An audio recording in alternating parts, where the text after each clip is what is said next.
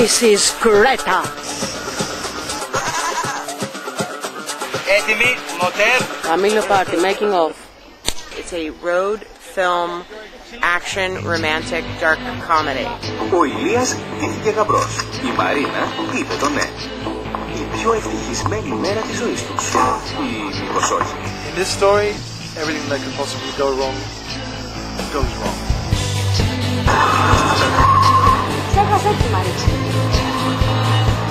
Εμείς ξεκινάμε στη ταινία με love story και τελειώνουμε με love story.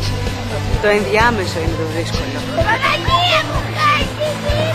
It's a story about being lost on the road and how everyone's got all these issues and how they find themselves on the road. Δεν τι πας από εδώ. Δεν τι.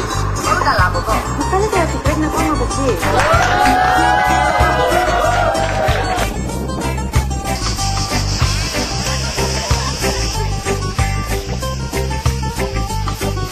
It kind of reminds me of like old classical Greek movies, but like with, I guess, an American style of shooting, and I think it'll be very interesting to see the fusion of both.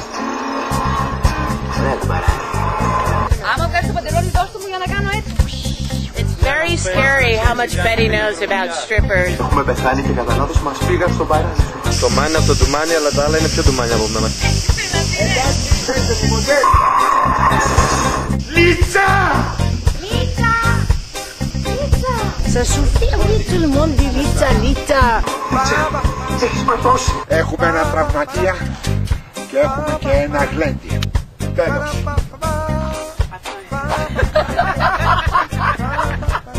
Ξέρω πολύ, κυρία. Αριστοτέλης και Οργαντάς.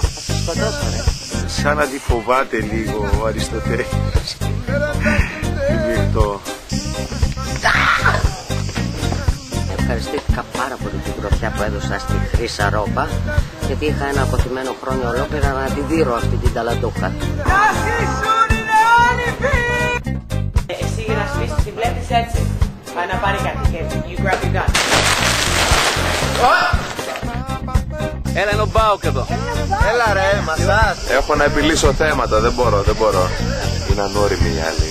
I have very anxious actors. I want to get right to it. I like that. Right, Andreas and Gina? They're very anxious to get to the scene. The heart of the scene.